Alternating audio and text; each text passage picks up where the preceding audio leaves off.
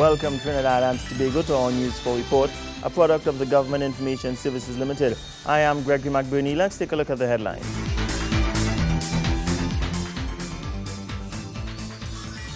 The Prime Minister makes good on her pre-World Cup promise in July 2006 to pay the 2006 Soca Warriors their outstanding monies for representing this country on the world stage.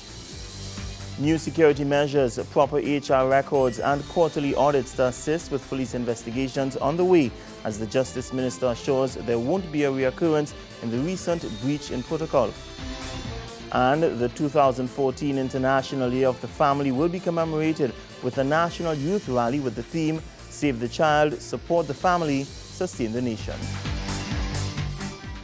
Thank you for joining us. Top of the news this hour, Prime Minister the Honourable Kamala Persad-Bissessar is delivering yet again on another promise, this time her promise to pay the members of the Soca Warriors 2006 World Cup squad the outstanding $7.5 million TT dollars which is owed to them by the Trinidad and Tobago Football Association. The players were presented with their checks at a ceremony held at the Parliament building at the Waterfront Towers in Port of Spain. I'm very pleased to announce that today the Government of the Republic of Trinidad and Tobago is ready to proceed with the payment to Mr. Brent Sancho, Mr. Shaka Hislop, Mr. Avery John, Mr. Stern John, Mr. Kenwin Jones, Mr. Calvin Jack, Mr. Otris Whitley, Mr. Colin Samuel, Mr. Evans Wise and Mr. Anthony Wolf in relation to their claim. We make this payment, as I say, on behalf of the government and people of Trinidad and Tobago in honour and respect to our national football heroes.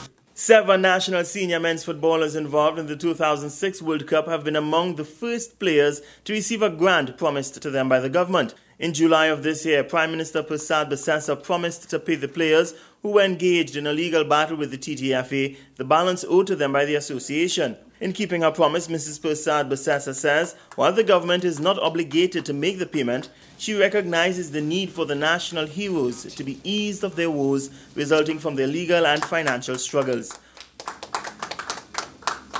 Government is under no legal obligation in this regard, but we recognize that this payment is necessary to assist the players and to address their very legitimate grievance and stress of our national football heroes. I want to reiterate that this payment is without prejudice to any legal rights and remedies which the players might have against the Trinidad and Tobago Football Federation for the recovery of the balance of their judgment debt. Players have now agreed to continue their legal action against the TTFF and to reimburse the government should they recover any further monies pursuant to the judgment. And an agreement here, which will be signed today, gives effect to this arrangement that we have all substantially decided that we will use as a way forward in this matter.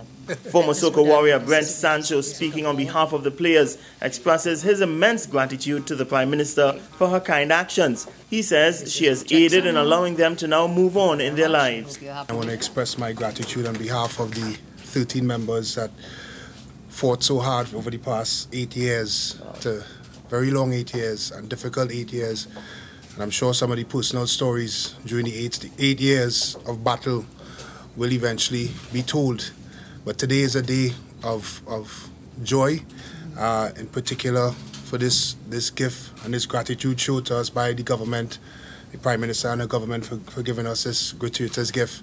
And again, we'd like to thank, obviously, our lawyers and the ones that really were part of this legal battle through thick and thin. And I mean, words, a little bit lost for words because it has been a very long, arduous battle, and we look forward now to moving on. Those who collected the outstanding funds include Anthony Wolf, Otis Whitley, Avery John, Brent Sancho, Sid Gray, David Atiba Charles and Stern John. The remaining 6 players named in the document, Colin Samuel, Cornell Glenn, Evans Wise, Calvin Jack, Kenwin Jones and Shaka Hislop, are all working abroad and were unable to be present to collect their checks. New security measures worth hundreds of thousands of dollars have been put in place at the Trinidad and Tobago Forensic Sciences Center. This announcement comes from Minister of Justice, Senator the Honourable Emmanuel George, at Thursday's post-cabinet media briefing, where he also assures that audits will be conducted quarterly to aid with matters related to police investigations. The Cabinet has agreed to invest hundreds of thousands of dollars in a new security system at the Forensic Science Center in Federation Park. Speaking at Thursday's post-Cabinet media briefing, Minister George says security and a lack of space are the two foremost issues facing the center. Funding in the sum of $500,000 for the putting in place of a swipe access card system to all laboratory and secure areas within the Trinidad and Tobago Forensic Science Center at Federation Park. Cabinet also agreed that the Commissioner of Police and the Director of the Forensic Science Center cooperate to have all police exhibits that need to be taken away either for disposal or storage elsewhere should be removed from the Trinidad and Tobago Forensic Science Center. There's a space problem there that has to be addressed. The Justice Minister says the measures come after a recent breach in protocol at the center, which resulted in police evidence going missing. However, he assures the public that he, along with the police, will do all in their power to get to the root of the matter and prevent a reoccurrence. The media and the public will recall the recent report about the loss of over 40 firearms from the Forensic Science Center. And this matter is, of course, now the subject of a police investigation. And I will say no more about that particular issue, except to say that the police will, as the investigation proceeds, and as they find necessary, alert the public as to the results of their investigations. But what I want to do today is to alert the general public and assure the general public that action has been and is being taken to improve the security arrangements at the Forensic Science Center. Minister George says some other actions taken to prevent a reoccurrence include stricter record keeping and HR management policies. The recording of persons and vehicles entering or leaving the compound outside of normal working hours. Laboratory personnel are being asked to use lockers for their handbags and securing of keys, and also for the placement of incident logbooks and so on. Security officers are being assigned to the lobby area. That was an area where there was no security prior to now. Secondly, the existing security camera system is being expanded to include surveillance of doors leading to the lab areas, to corridors, internal entrance and exit doors, and all access points to the upper floor and of the main building. The Justice Minister says the new security measures will also see the introduction of quarter-yearly audits of all materials stored at the center related to police investigations. He says regarding the lack of space at the center that the police have pledged to assist, as many of the things in storage at the center are items related to police investigations which were left abandoned following the end of the investigation. Government will partner with faith-based organizations to host a $2 million National Youth Rally, along with multiple other activities in commemoration of the International Year of the Family 2014. The event is set to take place on November 27th under the theme, Save the Child, Support the Family, Sustain the Nation. This was confirmed by Minister of Gender, Youth and Child Development, Clifton Dikoto, at last Thursday's post-Cabinet media briefing. Cabinet has agreed to the proposal for the Ministry of Gender, Youth and Child Development to collaborate with the faith-based network of Trinidad and Tobago to host a national youth rally entitled Save the Child, Support the Family, Sustain the Nation. The minister said this project will cost approximately $2.7 million in addition to $90,000 that would be given by the faith-based organization. There will be more than 70 faith-based youth organizations that are expected to participate, and it is estimated that we'll have a crowd of approximately 20,000 persons in attendance. Minister Dikoto said these activities will foster family bonding and social transformation in society. A song will be produced and formally launched on the day of the rally, and this will be the theme song for families as the ministry celebrates the International Year of the Family, which started on May 2014 to May 2015. There will be also two supporting events leading to the national rally. One will be the Family That Prays Together. That will be 2 days, September the 27th and 28th, will be dedicated to building the spirituality of families across the nation. The national rally will take place on Saturday, 22nd November 2014. It will be headed by a procession of 4 motorcades from Central, Mid-Center Mall, South, Skinners Park, East, Eddie Hart Grounds, and West, Hollywood Boulevard. Therefore, Trinidad will converge at a venue to be determined. So far on the record, the minister said they are looking at Attobolden Stadium because of availability. Nikolai Edwards, News 4. We explore the recent happenings in Tobago when we return. Stay with us.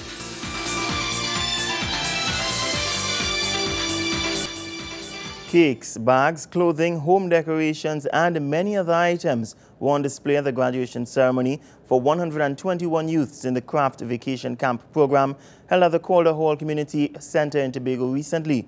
The Export Centers Company Limited is now encouraging stakeholders to use these craft skills in Tobago to expand the local tourism industry. Chief Executive Officer of the Export Centers Company Limited, Hansen Narayan, during the graduation ceremony co-hosted by the Tobago House of Assembly Division of Community Development and Culture, made an appeal for the island to see the benefit in craft items as tourism products. He highlighted Latin America and Europe as countries which have done just that. What happens is that buses of tourists are carried to villages where the entire village is mandated or is organized in such a way that they sell and make products. In fact, this does not only happen in Latin America, but it happens in areas in Europe as well. For instance, in Bulgaria, every hall or meeting place has a demonstration area where visitors can see how craft objects are made and try to do it themselves. Chairman of the Export Centers Company, Michel Solomon Bashk, was in agreement with this and explained how the program is able to get these budding entrepreneurs into the private sector.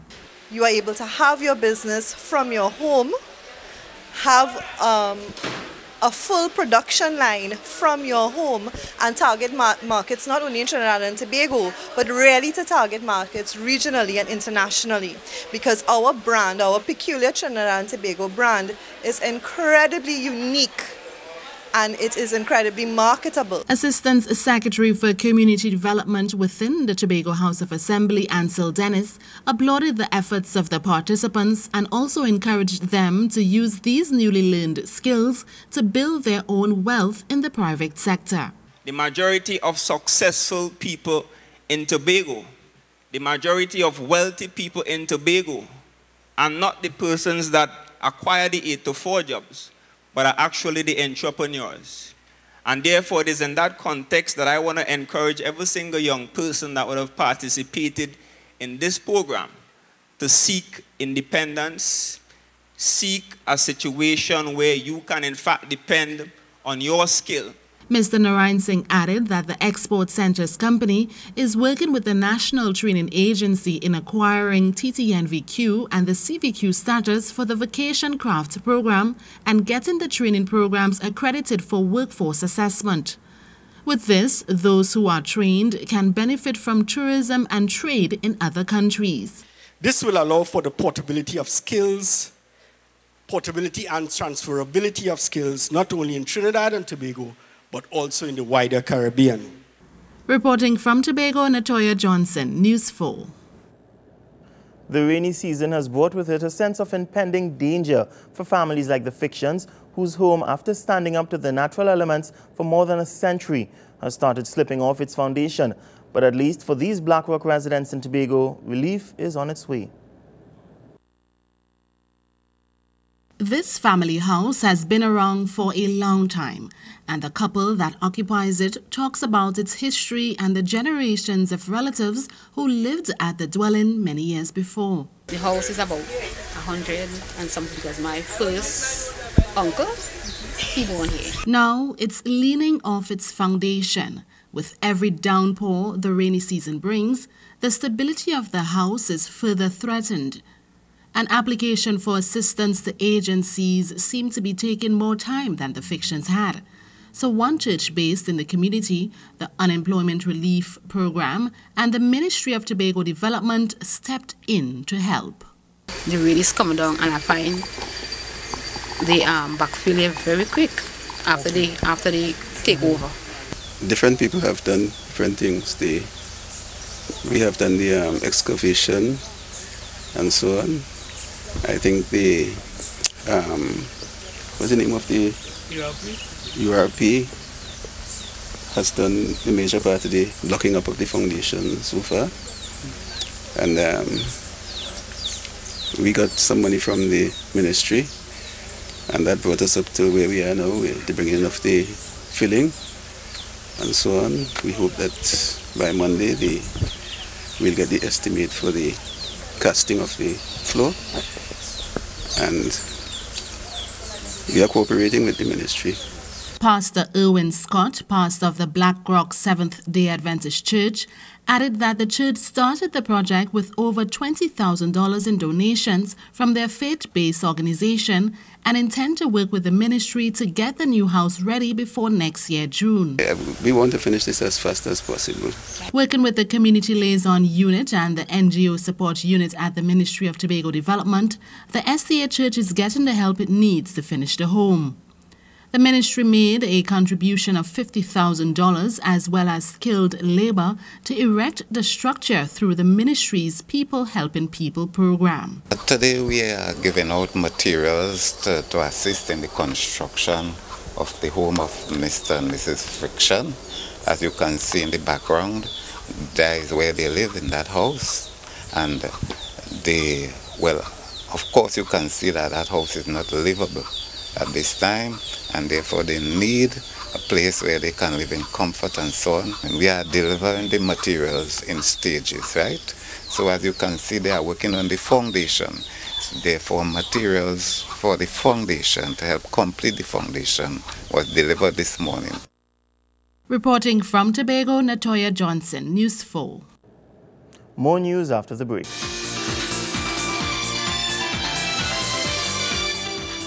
The Ministry of National Security is seeking to clarify recent media reports over the number of armored personnel carriers, or APCs, to be purchased by the government. In a media release, the ministry says approval has been given for the initial purchase of 6 APCs for use by the Trinidad and Tobago Defense Force and the National Operations Center. It adds that the Defense Force has budgeted for a further 12 APCs for fiscal 2014-2015, and approval for the purchase of these additional vehicles will only be granted after the suitability of the APCs have been reviewed and evaluated. The National Security Minister says it will also be acquiring 20 armored SUVs, which will be assigned to the special branch of the Trinidad and Tobago Police Service and the National Operations Center.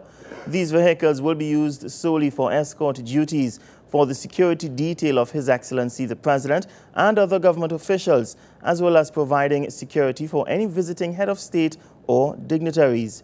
The ministry ends the release by reassuring the nation that these vehicles are being acquired to provide a level of safety and security for the members of the Defense Force and law enforcement officers who will be required to operate them in hostile situations. We take a short break and return with more after this. The most important and singular ingredient in the formula of success is perhaps knowing how to get along with people. Therein, the development of a nation's human capital is critical to its survival. This is the vision and mission of Youth Training and Empowerment Partnership Program Limited, YTEP, in collaboration with the Metal X company, as it launched a fabricating and welding institute.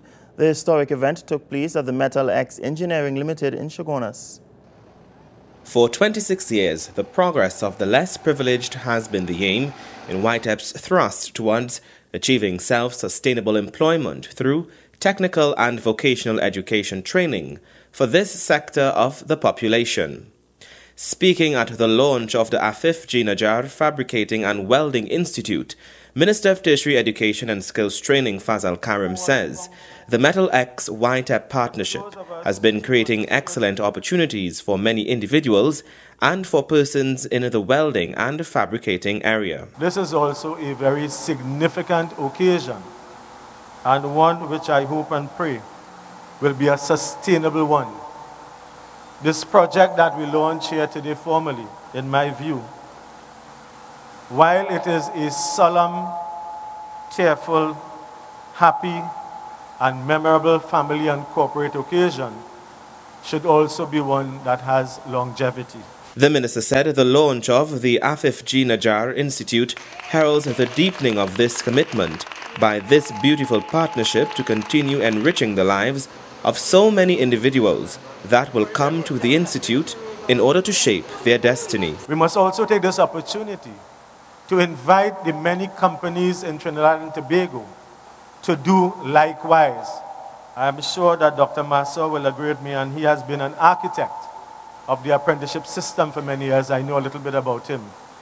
And this model of learning is what I describe as learning as you are earning. You earn and you learn. It is really the on-the-job training. Delivering remarks at the event, Mr. Labib Najar, chairman of the Metal X Engineering Limited, thanked those who played a meaningful part in the establishment of the organization. Without the employees, past and present, Metal X will not be and reach where it is. And I would like to thank the employees dearly from my heart for bringing us to where we are. A visibly emotional Mr. Najar said the company was built on such strong virtues as honor and gratitude, and even came about due to his father's difficulty in finding welders to fabricate burglar proofing for the family home. Metal X was established in 1959, both by my parents, Afif and Labibe Najar. When my father, the idea came to him when he was building his house in Dennis Mahabir Street, and he found a little difficulties in closing up a wall where he wanted a vent. When he was closing the front wall, a little vent so that it could, breeze can pass through. And he tried to get a burglar proofing made, and he had some problems getting a welder and fabricator to do it. Metal X, he says, has evolved from a manufacturer of light metals to a company with a manufacturing role and, in addition, operates as a subcontractor on major construction projects throughout the region. Seizing his window of opportunity, Mr. Najar started a company which manufactured diesel tanks, display stands and other light metal items. Today, Metal X stands as one of the leaders in the steel industry. And it was all smiles and applause when the minister and members of the institute did the unveiling of the company's plaque.